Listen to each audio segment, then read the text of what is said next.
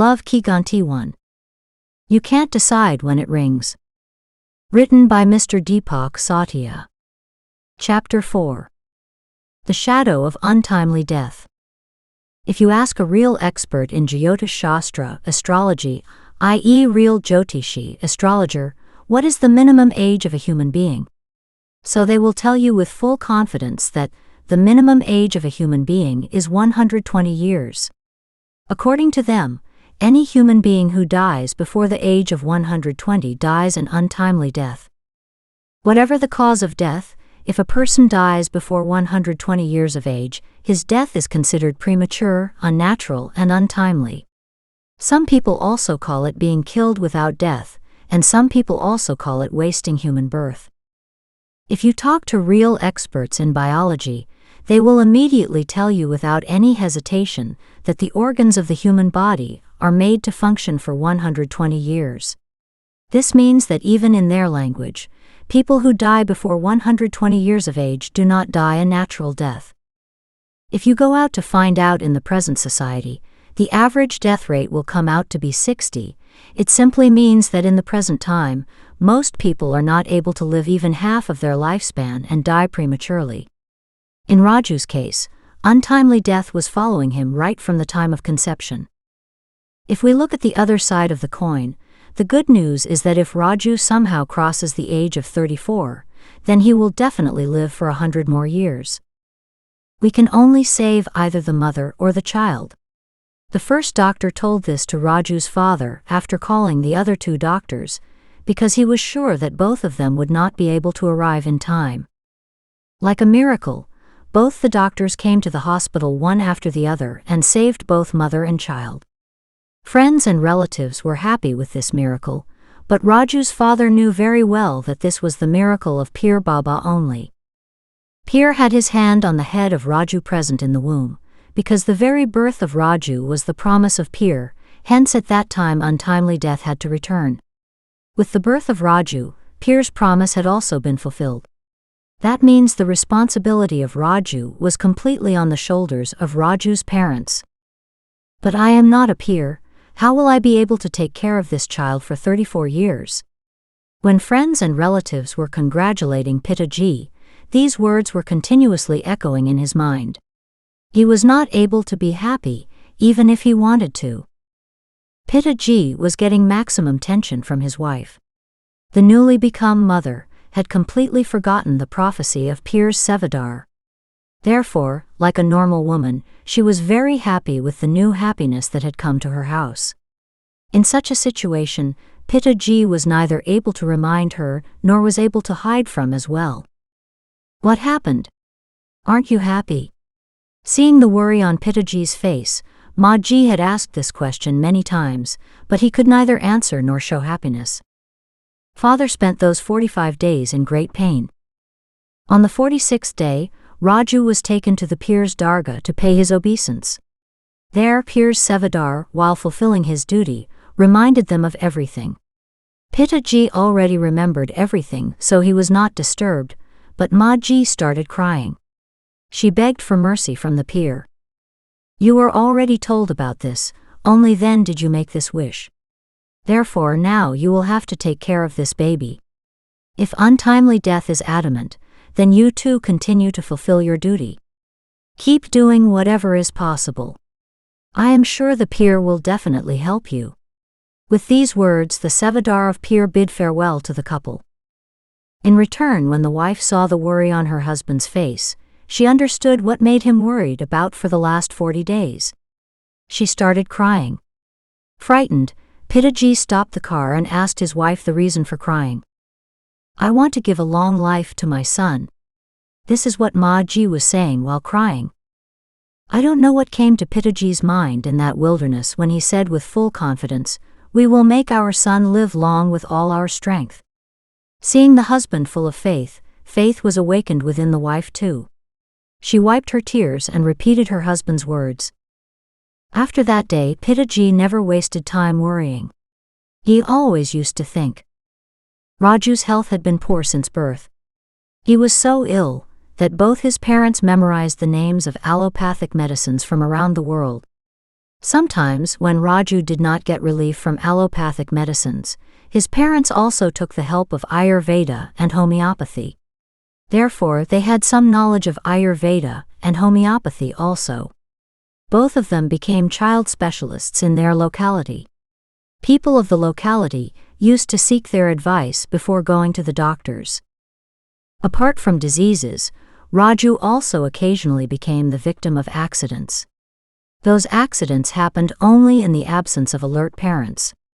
Whenever Raju's life was saved on every occasion, the parents were convinced that Pir Baba was helping Raju.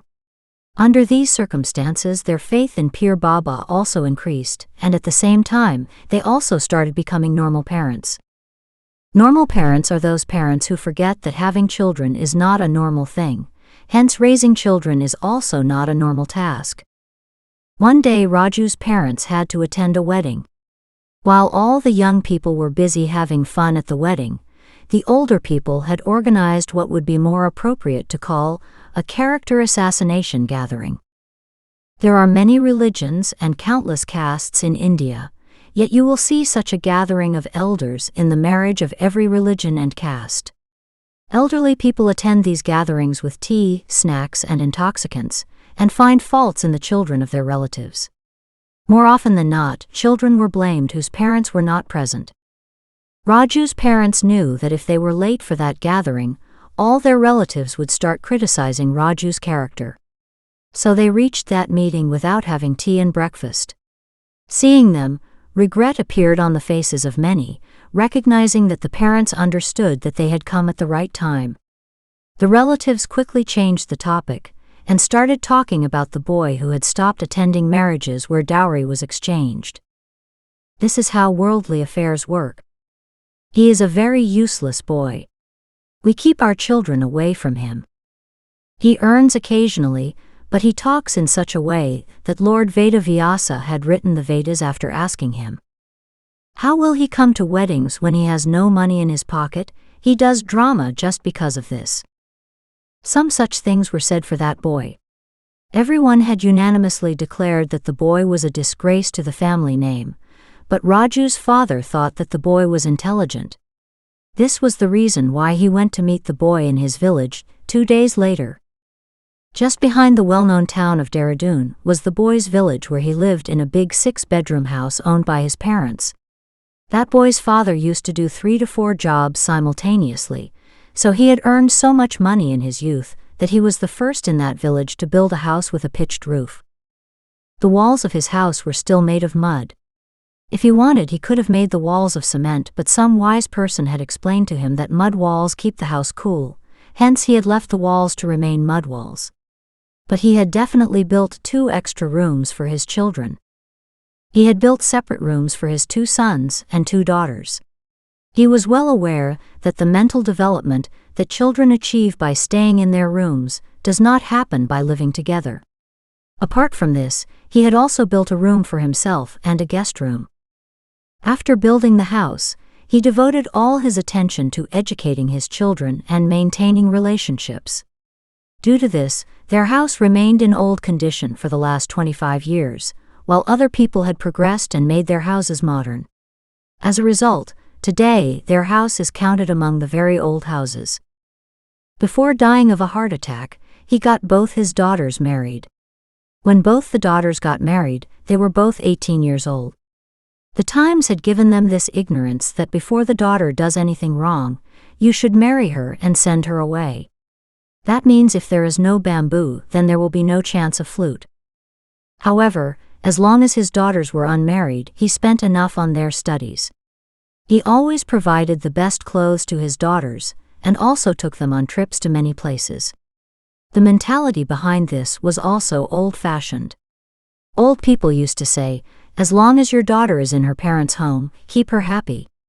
She doesn't know how her fate will take her to what kind of in-laws' house. There was talk of the marriage of the elder son, as shortly as the second daughter got married, but he had refused. Today no one was ready to give his daughter to him, because even when his father was alive, the boy was unemployed, and even after 10 years of his death, everyone called him unemployed. The youngest brother used to run the expenses of that house. But that boy did not consider himself unemployed.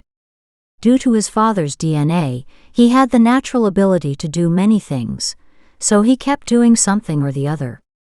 When Raju's Pitaji came to meet the boy, he was still working on some new idea of his. Seeing the 6 feet handsome young man engrossed in his work, Raju's Pitaji felt very proud of his estimate. He was sure that he was one of those children whom the world did not understand, and hence proved useless. That boy also liked Raju's Pitaji better than his other relatives, because he never used to tease like other relatives. On the contrary, he used to listen to his words seriously every time. Raju's Pitaji behaved like this, not only with that boy but also with all the children. That's why the boy very happily sat with Raju's Pitaji during tea and breakfast time, and also talked to him with great pleasure. The boy's mother was satisfied that her son, who always ignored his relatives, was behaving properly with a relative. Raising children properly is not child's play.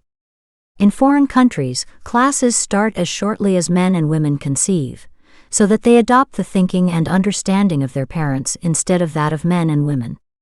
Whereas here children are brought up just like cow-calves are brought up. When the boy said this, the father immediately realized his mistake,